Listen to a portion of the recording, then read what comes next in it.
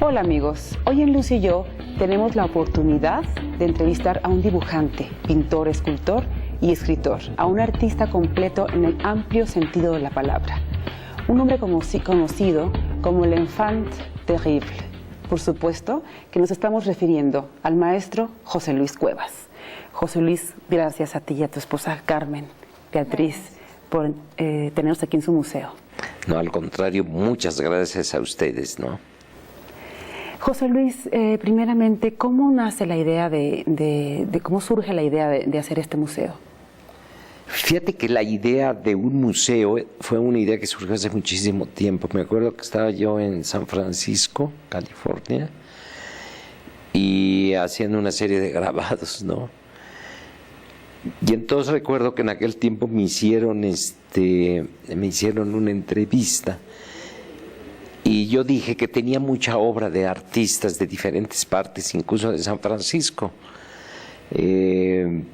donde estaba yo en ese momento trabajando, y dije, ya tengo una colección importante de arte de los países latinoamericanos, porque desde muy joven empecé a viajar mucho, ¿no? Primero fue París, Nueva York, después serían los países latinoamericanos. Y entonces, conociendo yo a los artistas, empecé a reunir una colección importantísima. Pero en esa ocasión, estando en San Francisco, de pronto surgió la idea de hacer un museo que llevara mi nombre. Y cuando vine a México, se lo dije yo a Raquel Tibol, la crítica de arte. Sí. Y le dije, fíjate que ya tengo yo la idea de hacer un museo que lleve mi nombre.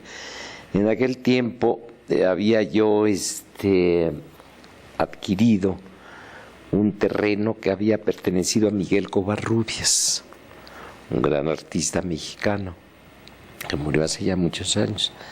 Y entonces yo pensé que ahí podría ser el museo.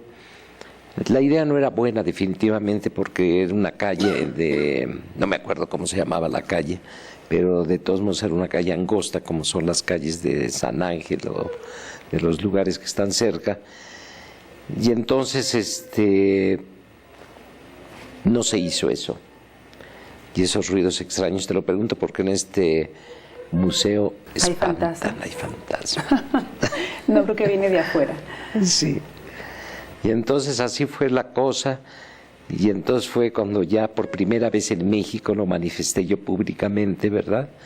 Manifesté públicamente la idea de donar yo la obra para un museo, sí, que llevaría mi nombre.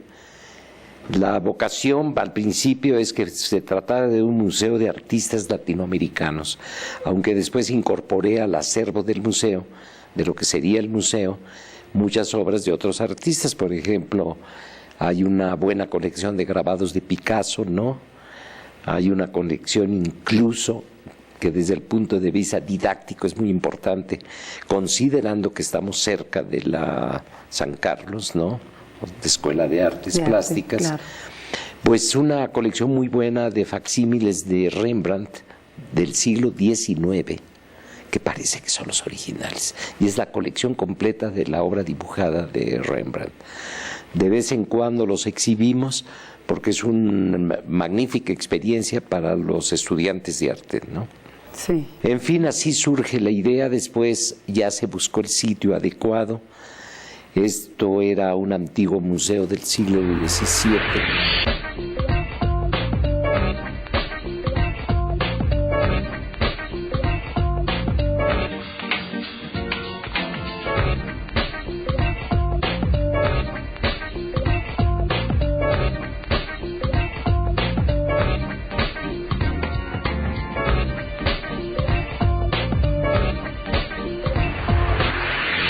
Y, maestro, ¿qué tipo de obras predominan en el museo?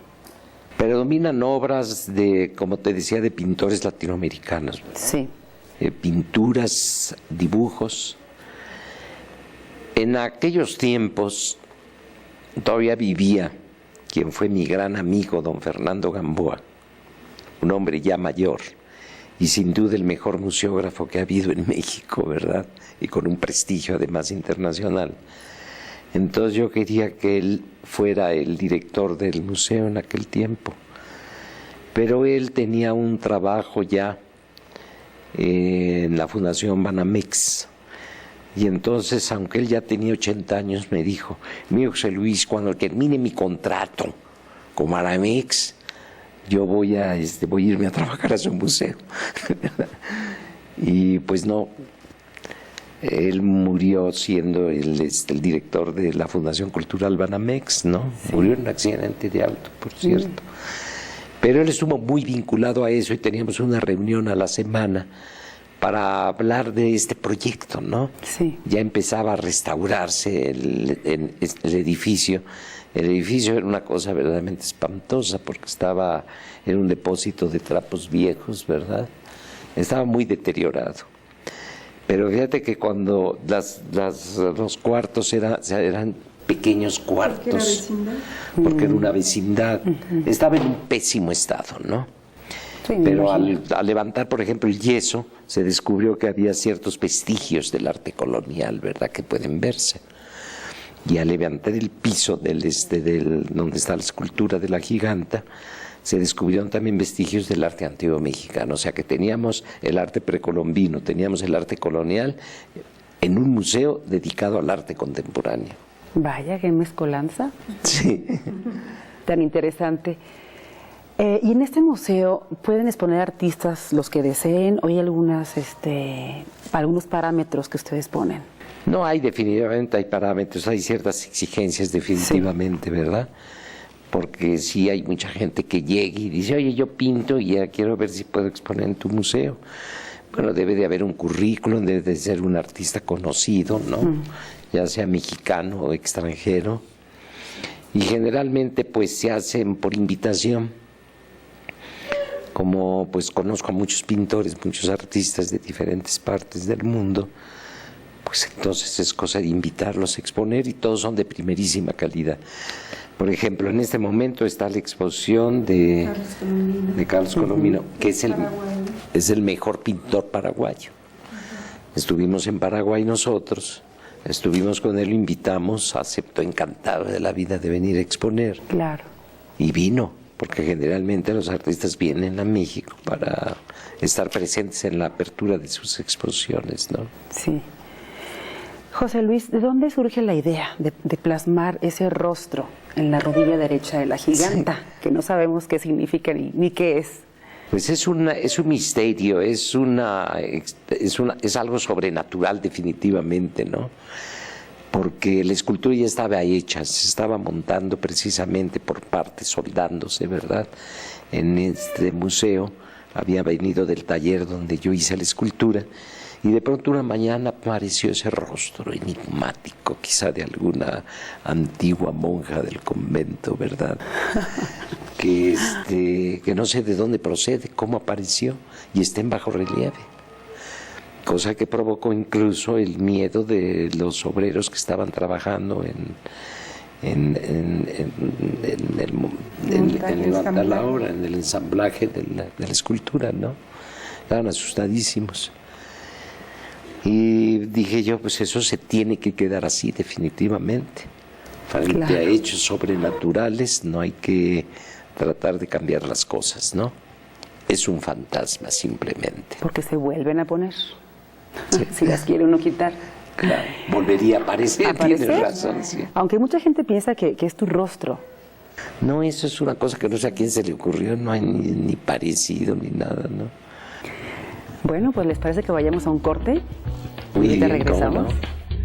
Vamos a un corte y cuando regresemos en Luz y yo, José Luis Cuevas nos hablará de cómo nace el estereotipo de l'enfant terrible.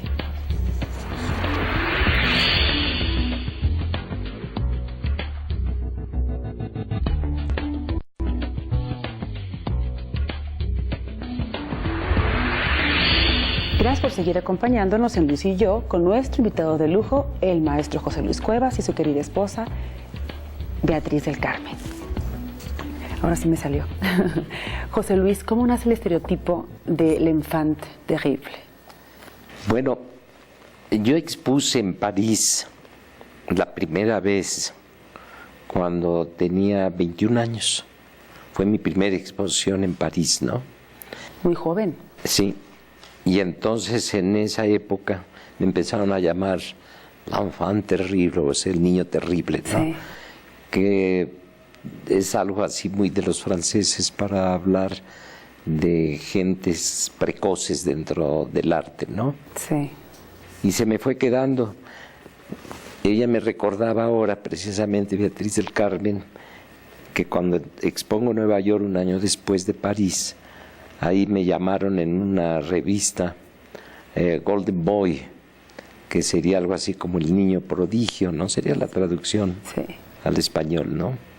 Así es que en Nueva York, Golden Boy, en París, Enfant Terrible. En esas mis primeras exposiciones en estos dos centros neurálgicos del arte, ¿no? Claro. Que son Nueva York y París. Así es. ¿Cómo se enfrentó José Luis Cuevas al muralismo que reinaba en aquel entonces? Pues me enfrenté a través de artículos periodísticos, a través incluso de conferencias. Era yo entonces sumamente joven, mucho más joven que cuando estuve en París y en Nueva York, ¿no? Uh-huh. Y entonces escribí un manifiesto que es muy conocido, que se hizo sumamente popular, que todavía se sigue hablando de eso, que fue la Cortina del Nopal, publicada en inglés también como The Cactus Curtain, que es lo mismo, ¿no? Uh-huh. De manera que en esos artículos atacaba duramente al muralismo mexicano, porque era la única corriente que en México se seguía. Y entonces lo que yo hice fue una defensa de la libertad del artista para expresarse según su sensibilidad lo dirige, ¿no? Y entonces de ahí surge también la generación de la ruptura, que yo encabecé. Uh-huh. Mira, la ruptura fui yo, definitivamente, porque yo era el que escribía los artículos, yo era el que daba conferencias, el que armaba grandes mitotes en México, ¿verdad? Sí.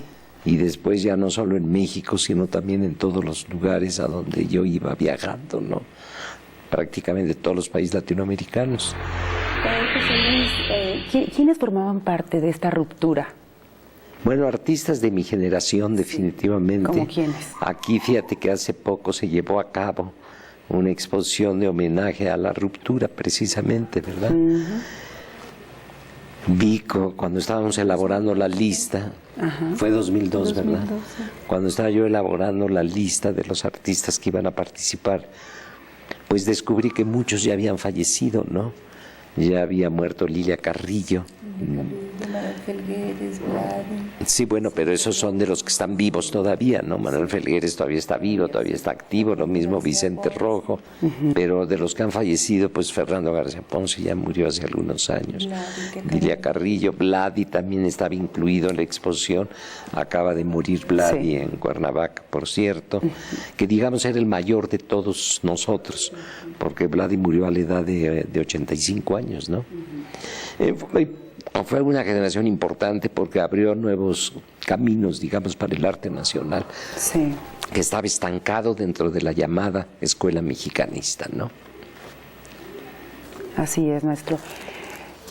¿Qué significa para ti ser una de las figuras más polémicas y originales de hoy, de nuestros tiempos aquí en México?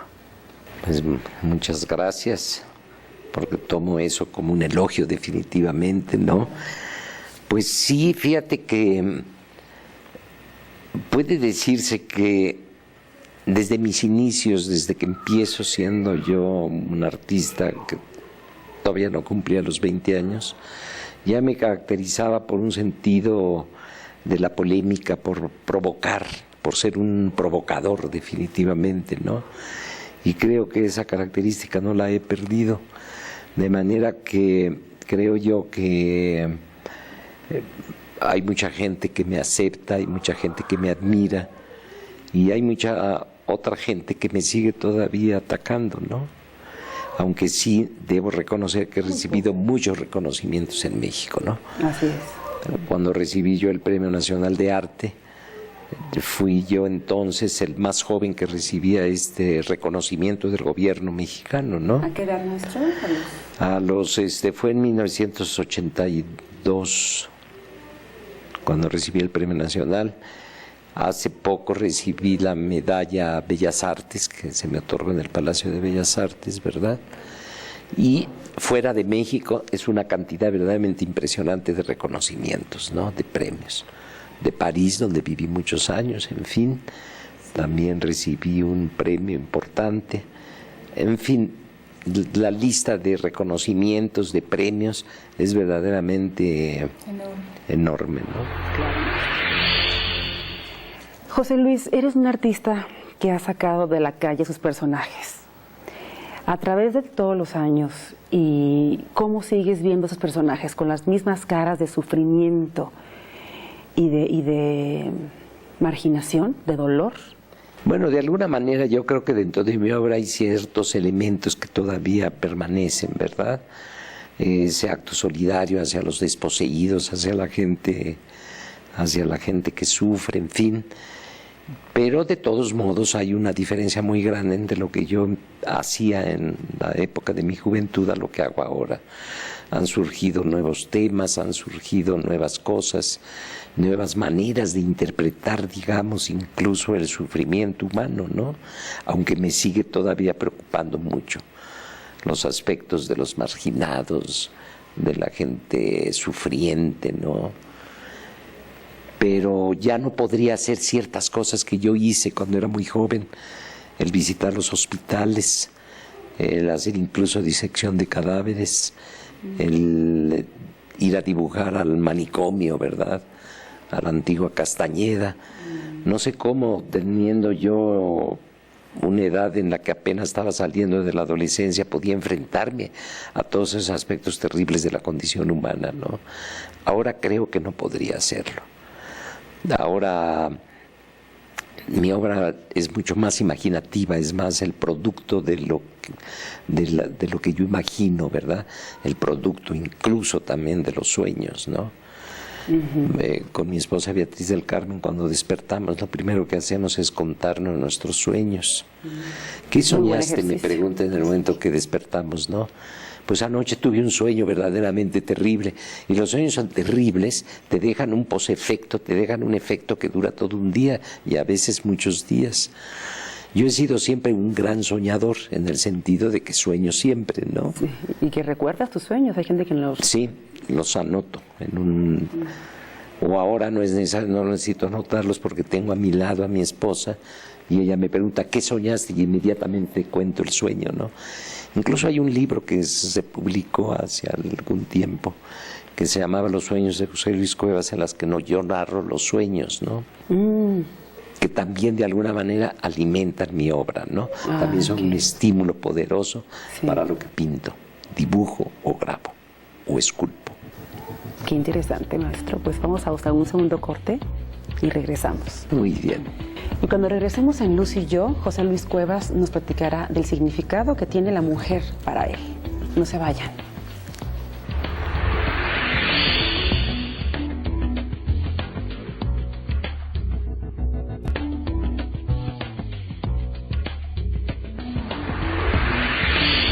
Continuamos aquí en el Museo José Luis Cuevas, ubicado en la calle de Academia número 13, detrás del Palacio Nacional. José Luis, ¿qué significado tiene para ti la mujer, tanto en tu obra como en tu vida personal? Pues mira, yo tuve una relación tan espléndida con mi madre cuando yo era niño, y con mi hermana Lupita, que después fue monja, por cierto, vive todavía, pero ella ingresó a un convento, que decía yo en una ocasión que yo siempre he tenido más relación con las mujeres que con los hombres, en el sentido incluso de la amistad, de la relación amistosa, ¿no? Sí. Entonces, la mujer también ha sido una presencia dentro de mi obra, en diferentes aspectos, en diferentes formas de conducta. Recuerdo, por ejemplo, toda esa época en la que dibujaba yo en los burdeles, en las calles famosas de las prostitutas, por supuesto, ¿verdad? Claro. Y fue uno de los temas más recurrentes, digamos, pues sería sumamente pretencioso decir que he tenido mucha suerte con las mujeres, pero aunque sea pretencioso, debo decir que sí. La prueba es que ahora tengo una relación verdaderamente espléndida con Beatriz del Carmen, que está aquí, con quien me casé hace 2 años, ¿verdad? Y debo decirlo, porque debo de creer en lo que ella me dice, está profundamente enamorada de mí y yo estoy profundamente enamorado de ella. Tú sabes que no nos separamos nunca. Las 24 horas del día estamos pegados. ¿Vislumbras, José Luis, actualmente alguna ola de pintores? Mira, los pintores más jóvenes están dentro de ciertas modas y yo diría que hay una carencia absoluta de personalidad en ellos, ¿no? Hay muchos pintores, Sí, porque en México siempre ha habido esa vocación, ¿verdad? sí. En el mexicano se ha dado el talento, digamos, para expresarse a través de las artes visuales. Pero en el caso de los jóvenes, en primer lugar son sumamente silenciosos, sumamente callados, ¿no? Y lo que quieren más que nada es contar con la aceptación de los galeristas. O sea, hay una especie de comercialismo. Así es. Y como son muy comerciales, lo que quieren es estar a la moda, ¿no? Si tú me preguntaras cuáles son los artistas que yo considero, de los pintores muy jóvenes, cuáles son los que tienen un talento excepcional, realmente me quedaría yo como unos 20 minutos tratando de imaginar qué artista joven hay que realmente me entusiasme por su talento. Creo que falta talento. Hay comercialismo, que es otra cosa, ¿no? Qué lástima, José Luis. Es así, pero pues hasta cierto punto mejor, porque sigo yo siendo el mejor. El rey. José Luis, Sí. ¿a quiénes considerarías como la nueva generación? Vaya la redundancia, pero... Bueno, pues la generación esta de la que te estoy hablando, los que hacen instalaciones, los que hacen todo este tipo de cosas, ¿verdad? Como te digo, yo creo que no es por problema de nacionalismo, ni mucho menos, porque al contrario, yo mismo combatí el excesivo nacionalismo dentro del arte mexicano, ¿verdad? De los muralistas como Rivera, como Siqueiros, como los que siguieron. Fueron 2 generaciones repitiendo fórmulas, ¿verdad? Pero de todos modos, debe de haber un sello definitivamente que da el país en el que tú has nacido. Yo combatí el excesivo nacionalismo mexicano, pero al mismo tiempo mi obra, creo yo, tiene mucho de una tradición plástica mexicana muy poderosa que arranca con el arte antiguo mexicano, ¿verdad?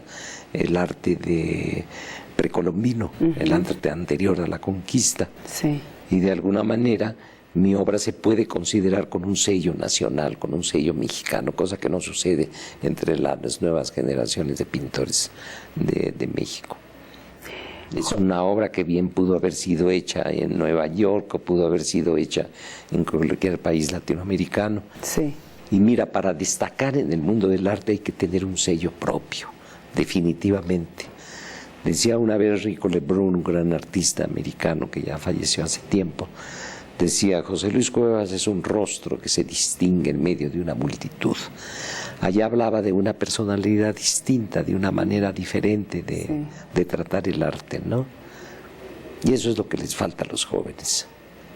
Todos son como igualitos, ¿verdad? Como clonados, ¿no? José Luis, con tu larga trayectoria artística, ¿en qué momento de tu vida te encuentras en este momento? Me encuentro en un momento verdaderamente espléndido en lo que se refiere a la creatividad, ¿no? Y en lo que a un asunto estrictamente personal, pero muy importante, que es el aspecto amoroso y el aspecto de mi relación con Beatriz del Carmen, ¿no?